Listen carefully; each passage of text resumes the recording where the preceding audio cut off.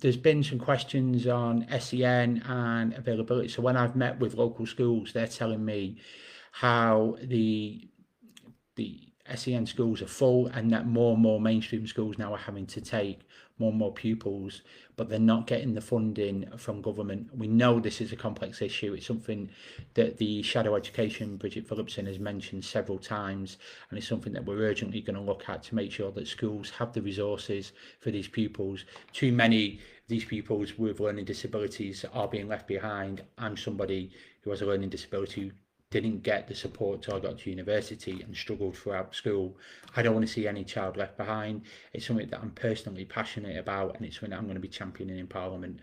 So local residents know that their children are going to get the support and the financial backing that they need to make sure they can have a proper education and reach the goals that they want to as individuals, and make sure they've got full aspiration in what they do.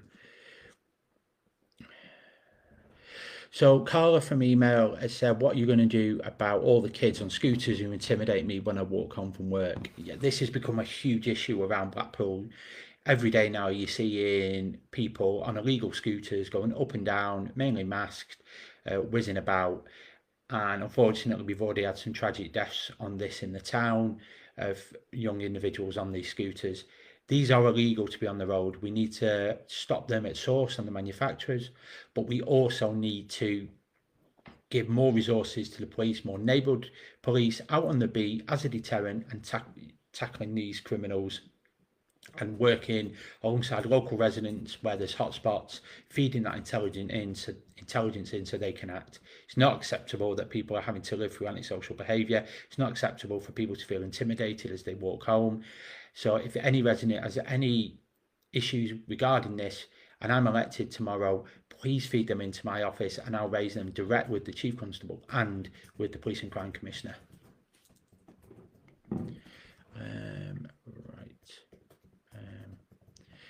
Thanks, Lloyd. Appreciate that.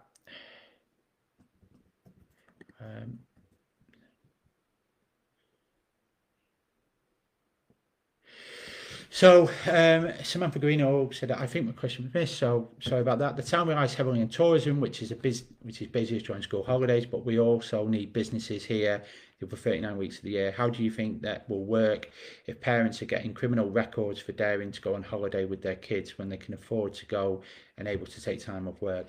This is a big issue, I know, for many families in the town, that to take the children away and to have that quality family time, especially those that are working and the children are at school, nursery and in care, that the startling difference between what it will cost to take them out of school and also term time is massive. And even with the fines that it financially, and especially in this cost of living crisis, it's much cheaper.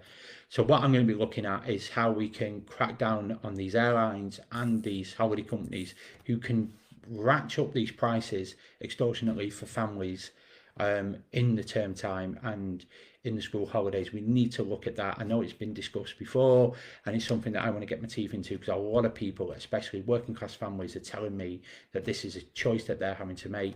And now we know that some are being risked with criminal records and big fines. We need to look at this. Family time is precious, especially when children are growing up. People's money is limited at this moment in time, so we've got to look at how we can solve this, and it's something that I will be looking at.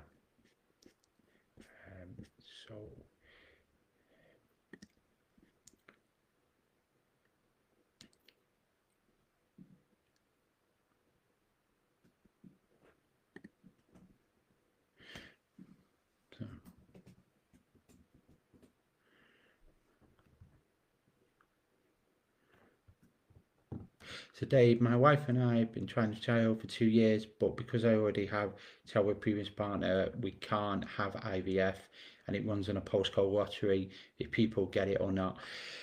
Unfortunately, that has been the case under this government. I think personally we need to look into that, and I think we need to end the postcode lottery. It's not fair on individuals. I know this is based down to the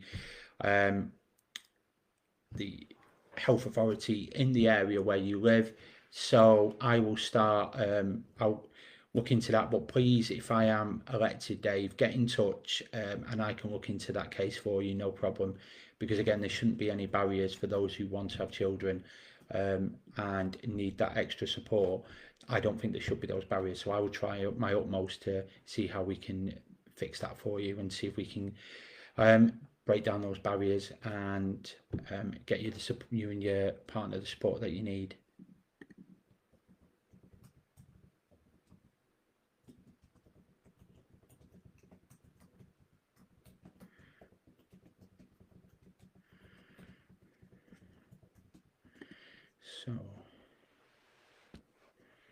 So yeah.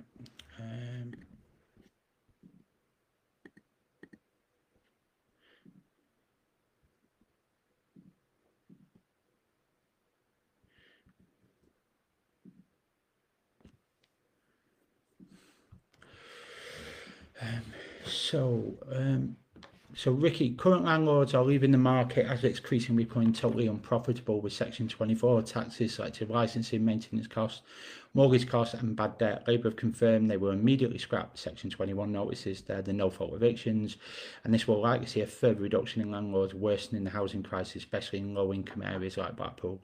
Labour can't build enough social homes immediately, so how will you provide homes for those who find themselves homeless due to landlord property sales? I think there is always a high demand for private landlords in Blackpool. Because of the cost of the housing and what they can charge in rent, there is always an appetite for people wanting to invest in housing here in Blackpool. I don't think that's going to change under the scrap of Section 21 no-fault evictions. Also with the selective licensing and making sure that these homes are kept to a decent standard. Too many across Blackpool and the private rented are in a horrible state of repair. I've seen too many that are covered in mould, that are crumbling to the bits, and they're just not acceptable for families to live in. What we need to do is make sure those houses are brought up to a high standard, but also looking with government money and council money through the My Blackpool Homes is to repurpose empty buildings and transfer those HMOs and old B&Bs and hotels into decent affordable apartments and homes for individuals. The council's already doing that. They've made a great job of My Blackpool Homes, something that I'm going to support and try and get them as much finance as possible to continue that work, as well as other individuals. And we've seen from what they've done on Grange Park, the council is building homes at a fairly decent rate and a quick rate, and I know they're going to continue to do that in other sites that they've told me about, and it's something that I'm going to champion.